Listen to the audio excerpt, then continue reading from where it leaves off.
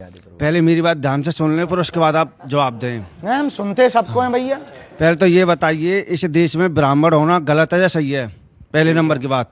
और दूसरा नंबर, संविधान सही है या गीता सही है? ठीक है, आप बताओ, संविधान सही है गीता सही है? आप पूरा बोल दो ना, आपने कहा कि अगर संविधान सही है तो इस देश के वकील, जो सुप्रीम कोर्ट के वकील हैं, भगवान श्री राम को फांसी पे लटकाते हैं। एक बिहार का कोई वो है, वो भगवान श्री कृष्ण को गाली देता है। संविधान मानना चाहिए या गीता माननी चाहिए? अगर संविधान में यही है तो क्या यही भारत का संविधान है? बहुत सुंदर। अब उत्तर सुनो।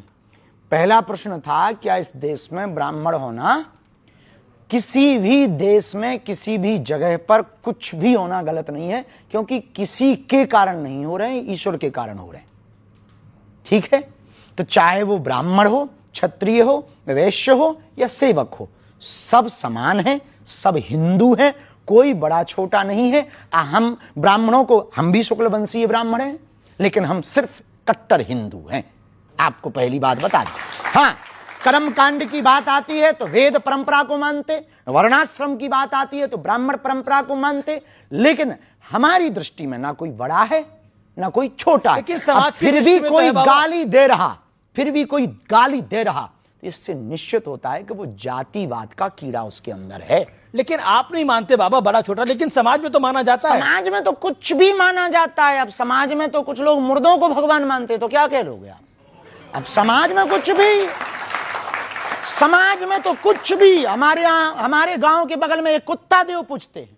अब बताइए आप, और लोग पूजा करते हैं कुत्ता की। अब वो मर गया था कभी, अब उसको समाज तो भैया इसलिए बदलने के लिए तो वर्ण व्यवस्था तो है ना जी, वर्ण व्यवस्था, वैदिक वर्ण व्यवस्था है, पर जातिवाद व्यवस्था नहीं है।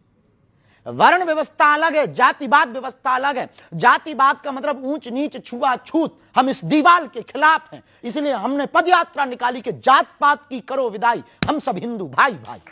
लेकिन लेफ्ट, लेकिन उत्तर तो दे दें। जी जी जी, नहीं तो वो कहेंगे बाबा फिसक गया। चलो, दूसरा प्रश्न था, क्या था दूसरा बाबा जी, महाराज जी?